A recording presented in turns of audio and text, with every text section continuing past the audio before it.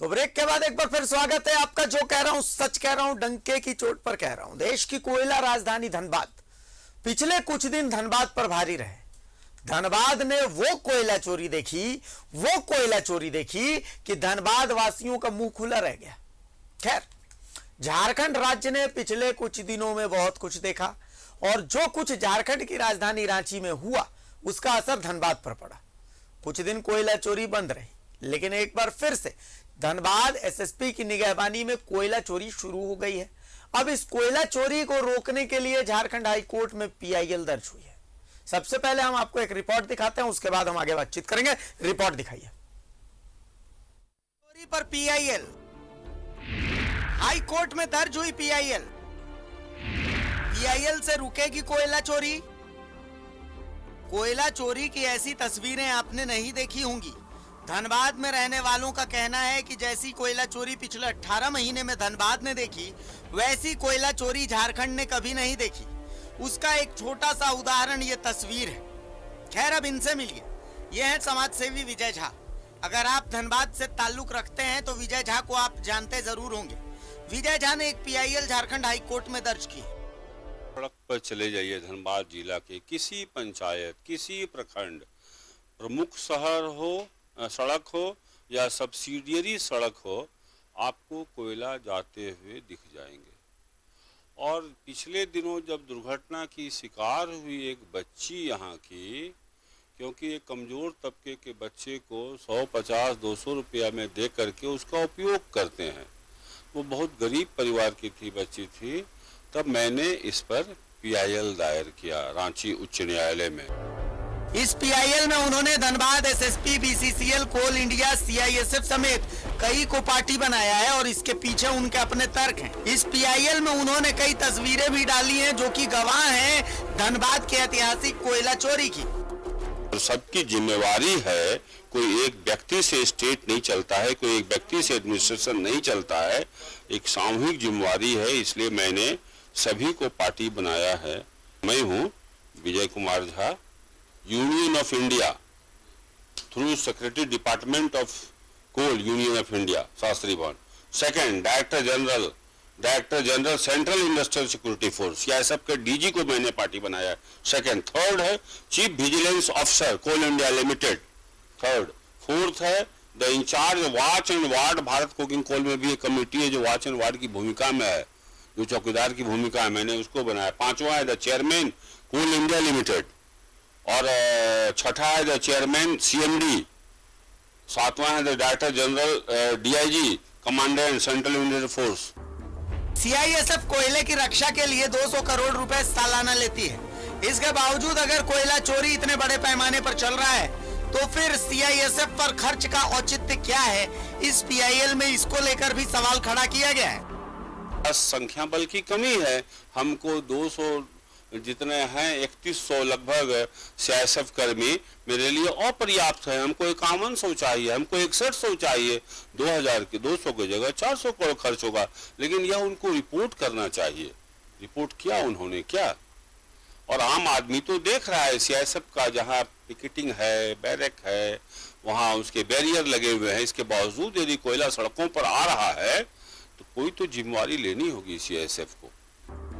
वहीं धनबाद पुलिस की भूमिका पर भी इस पीआईएल के जरिए विजय झा ने सवाल खड़ा किया है। तो साइकिल पर या मोटरसाइकिल पर या 407 पर या हाईवे पर, वह फिर सिविल रोड में आ जाता है, जहां सिविल प्रशासन की भूमिका है, जहां इतनी लंबी चौड़ी फौज है, इतने थाने हैं, इतने चेक पोस्ट हैं, इतने बैरियर हैं, फिर अगर निकल जाता है तो निश्चित रूप से पुलिस की भूमिका संदिग्ध है। बाघमारा में हुआ अवैध कोयला कारोबार का आगाज। सोनार डीओपी और धर्माबांध ओपी के सीमावर्ती क्षेत्र तेतुलिया में अवैध माइन से 11 ट्रक कोयला निकला। रोहित यादव और माधव सिंह सिंडिकेट पूरी तरह सक्रिय। कतरास थाना क्षेत्र के बंद पड़े ओरिएंटल माइंस में उतरे कोयला कटाई के मजदूर। लगभग 2000 बोरी कोयले का हो चुका है भंडारण। अवैध मुहानों में कोयले की कटाई जोरों पर। अभय सिंह और जेएमएम नेता बबलू अंसारी का है साम्राज्य। एसएसपी संजीव कुमार की शाह पर हो रहा है कोयला का काला कारोबार। इस कारोबार पर रोक लगना जरूरी है, बेहद जरूरी है। इस लूट को रोका ही जाना चाहिए। ये झारखंड के अस्तित्व का सवाल है। धनबाद से न्यूज़ 11 भारत के लिए अरुण बर्नवाल की रिपोर्ट।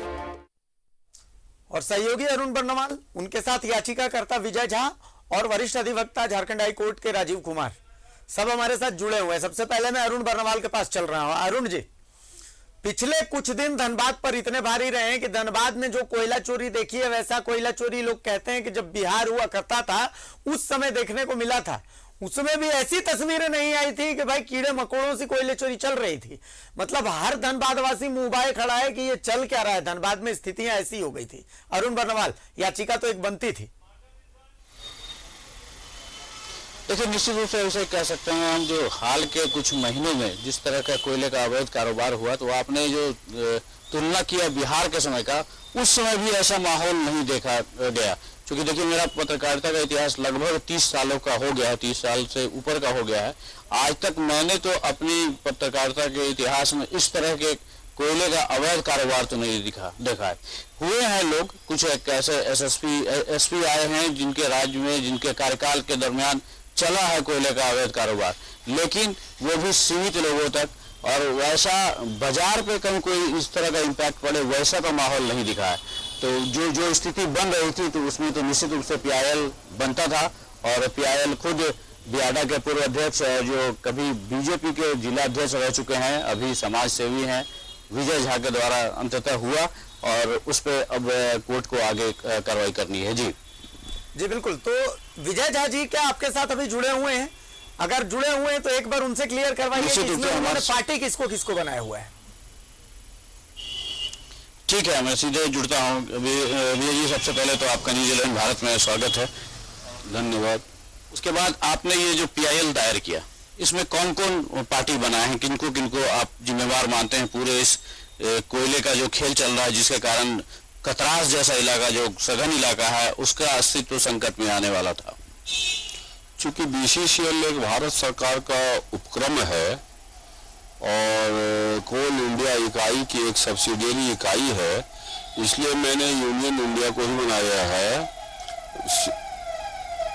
बीसीसीएल के चीफ सीएमडी को भी बनाया है, कोल इंडिया के चीफ चेयरमैन को भी बनाया है, आईजी डीआईजी विधि व्यवस्था देखने के कारण एसएसपी चीफ विजिलेंस कमीशन को भी बनाया है। क्योंकि सबके रहते हुए सारी एजेंसियां हैं सरकार की, और इसके बावजूद यदि बेतरतीब ढंग से अनसाइंटिफिक माइनिंग करते हुए कोयले की जो तस्करी हो रही है, राजस्व का नुकसान अपनी जगह है, लेकिन कितना खतरनाक होता जा रहा है यह कोयलांचल। धनबाद कोयलांचल की राजधानी है।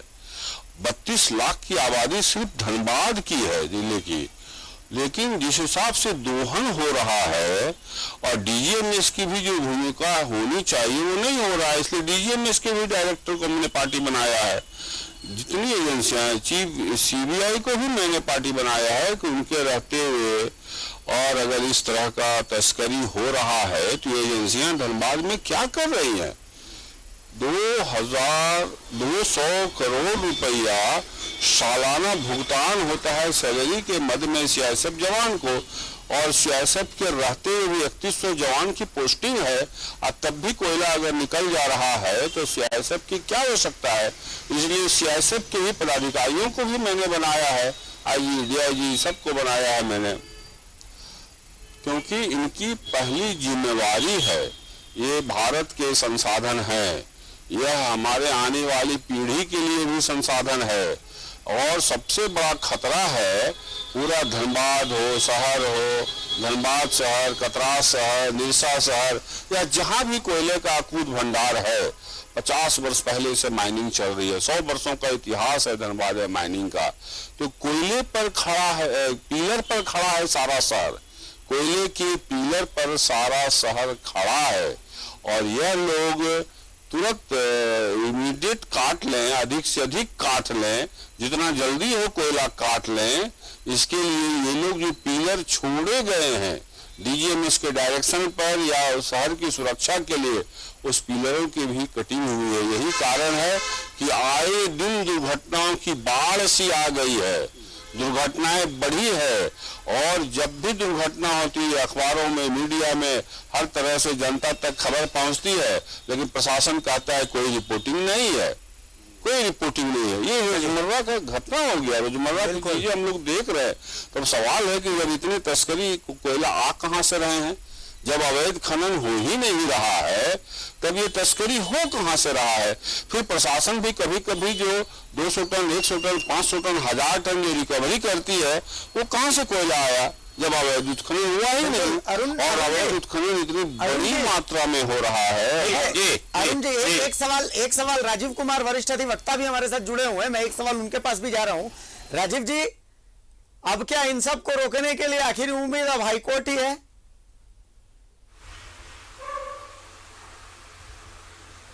देखिए, है क्या कि पहले क्या होता था कि कोयला चोरी जो है माफिया करते थे तो पुलिस रोकती थी, सीआईएसएफ रोकती थी। आज के दिन में, जैसे विजय जी ने भी कहा कि आज के दिन में चोरी कोयले की या ये काला बाजारी जो है वो माफिया तो करती ही है, लेकिन पुलिस के साथ मिलके करते हैं। अंतर सिर्फ यही आया है। और इसमें ये बहुत बड़ा साम्राज्य जो है, अरबों अरबों का साम्राज्य जो है, उसके कई प्लेयर्स हैं। पुलिस जो है एक पार्ट है, उसमें कहीं ना कहीं कुछ पत्रकार भी हैं जिसको पैसा अच्छा मिलता है। तीसरे लोग वो हैं जो सीआईएसएफ के लोग हैं और कोल कंपनी के लोग हैं। तो जो लोकल, जो वहां के माफिया हैं, उनके अंदर में आज के दिन में ये सारे लोग काम करते हैं एज ए सिंडिकेट की तरह। तो रोकेगा कौन? ये बिजनेस ऐसा है कि जितने भी माइंस बंद है, उसमें आए दिन जो है खुदाई होती है, उसमें लोग कोयला निकालते हैं, लोग मर जाते हैं, उनके डेड बॉडी नहीं, वो डेड बॉडी उनके परिजन छोड़ते नहीं है, उसको जल्दी से जल्दी लेके भागते। 50-50 आदमी मर जाता है, नेशनल न्यूज नहीं होता है, यहां आप चलाते हैं, लेकिन उसका कन्वीनियंस जो है वो दिल्ली की सरकार नहीं लेती है। और राज्य की सरकार तो चूंकि करवा ही रही है, इसलिए उसको तो कुछ लगता नहीं है, उसका एडमिनिस्ट्रेशन के लोग जो है लगे हुए हैं। तो ये सिंडिकेट जो है वो पुलिस वालों का, सीआईएसएफ का, डीजीएमएस का, आपको कोल कंपनी का, ऑफिसर्स का, और ऊपर के जितने पदाधिकारी हैं उनका एक बहुत बड़ा साम्राज्य है जिससे बहुत पैसा आता है।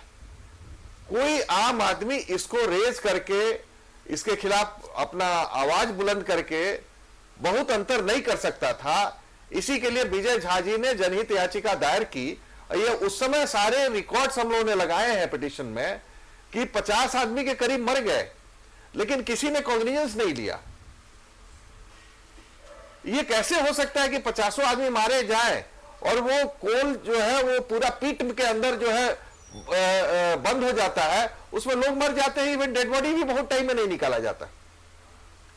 इससे बड़ा कहते हैं कि रूथलेस काम और इससे ज्यादा बेशर्म काम कोई भी एडमिनिस्ट्रेशन नहीं कर सकता।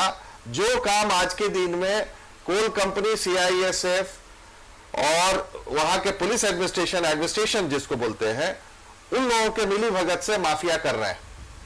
और ये सारे लोग जो है ना, एक दो नहीं है, ये हजारों लोग उसमें काम कर रहे हैं।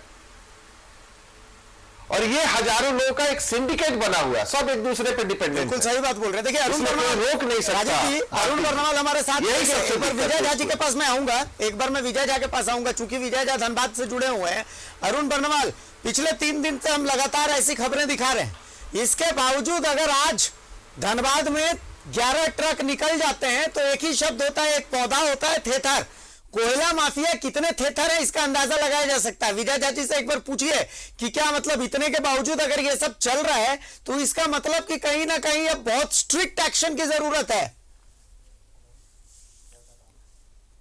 निश्चित रूप से के लिए विजय झा जी से जुड़ता हूँ। देखिए झा जी, हम लोग इतना मुहिम चला रहे हैं जो अवैध कोयला का कारोबार नहीं चलना है, लगातार इसके लिए पुलिस के वरीय पदाधिकारियों तक, सरकार तक बातों को रख रहे हैं।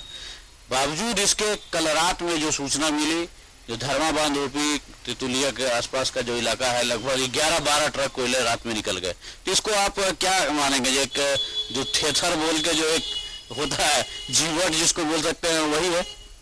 नहीं, ये दुर्भाग्यपूर्ण घटना है और हर आदमी देख रहा है किस प्रकार कोयले की तस्करी हो रही है। शहर में इतना थाना, इतने पुलिस पदाधिकारी, इतना CISF, इतना महकमा, लंबा चौड़ा प्रशासनिक महकमा, इसके बाद भी देश की संसाधनों की जिस प्रकार खुली लूट हो रही है और उंगली पर गिने जाने वाले कुछ लोग इसके पीछे व्हाइट कॉलर के लोग हैं। कुछ लोग तो अरबपति हो जाते हैं, कुछ लोग, चंद लोग अरबपति हो जाएंगे, लेकिन इसकी कीमत चुकानी पड़ती है बहुत गरीब गुरबा परिवार को, जो बेरोजगार है, आर्थिक रूप से कमजोर है, जरूरतमंद है।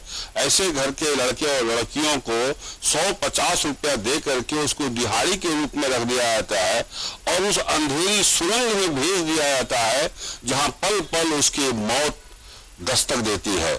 और आए दिन बड़ी घटना हुई है वहां तेतुलिया में भी। कुछ दिन पहले भी ऐसा सुनने में आया था, बहुत बड़ा चट्टान दब गया था और बहुत लोग जमींदोज हो गए थे। बिल्कुल। और प्रशासन, चूंकि वो गरीब परिवार के लोग होते हैं और कभी कभी तो दूसरे जिले से आए हुए लोग होते हैं, यहाँ तक कि दूसरे राज्यों से आए हुए लोग होते मैं हैं। राजीव जी से एक सवाल लेना चाह रहा हूँ। राजीव जी, मेरा सवाल आपसे भी वही है कि एक होता है थेथर, पौधा कहीं भी फेंक दीजिए वहीं उग जाता है। लास्ट 1 मिनट है, इतना खबर दिखा रहे हैं, पूरे राज्य में हड़कंप मचा हुआ है, लेकिन देखिए इसके बावजूद 11-12 ट्रक, मतलब छोटी छोटी चोरियां इसके बावजूद बदस्तूर चल रही हैं। देखिए है का भाती जी कि ये सुधरने वाला नहीं है। एक देखिए क्या है कि एयरपोर्ट में आप CISF को दे दिए हैं, CISF उसको पूरा देखभाल करता है, तो आप एक पिन भी अंदर नहीं ले जा सकते। क्या कारण है कि CISF के अंदर में सारे माइंस है, उसके बावजूद इतने ट्रक्स निकल रहे हैं। तो समझ लीजिए कि वहां का CISF और एयरपोर्ट का CISF में कितना अंतर। यही कारण है कि हम कहेंगे कि कोल कंपनी जो सिंडिकेट के लोग हैं उन सबसे जो है यदि प्रॉपर तरीके से नहीं डील होगा तो हमको नहीं लगता है कि यह बंद होने वाला है। अब हम लोग माननीय न्यायालय के समक्ष आए हैं, देखते हैं, उम्मीद यह है कि यहां से जरूर कुछ न कुछ होगा, क्योंकि 50-50 आदमी मर जाते हैं और उनके डेड बॉडी छोड़ के लोग भाग जाते हैं। ये सबसे बड़ा मुद्दा है, भाग्य है ये, बिल्कुल। और ये मारने वाले और कोई नहीं है, ये सिंडिकेट के लोग। बिल्कुल बिल्कुल। चलिए, बहुत शुक्रिया अरुण बर्नवाल, बहुत शुक्रिया विजय झा जी, बहुत शुक्रिया राजीव कुमार जी। ये खेल जो है, ये खेल बंद होना चाहिए, ये खेल जो है ये बंद होना चाहिए। और जो बात राजीव कुमार जी ने कही कि भैया देखिए 50-50 लोग अंदर दब के मर जाते हैं, लाशें तक नहीं मिलती, इससे बड़ा दुर्भाग्य क्या होगा कि ना ये खबर बनती है, ना इस पर चर्चा होती है, ना इस पर सरकार ध्यान देती है, ना इस पर विपक्ष ध्यान देता है, कोई ध्यान नहीं देता है। क्योंकि जो लोग मरते हैं वो अपनी नियति लिख करके आते हैं कि उन्हें ऐसे ही मरना है, लेकिन अब ये नहीं होना चाहिए। उम्मीद है कि माननीय हाई कोर्ट के दर पर यह मामला गया है, वहां से कुछ पुष्ट, कुछ स्पष्ट निकलेगा और इस खेल पर रोक लगेगी। बहुत शुक्रिया तमाम मेहमानों का। डंके की चोट में फिलहाल यहीं तक। नमस्कार, जोहार।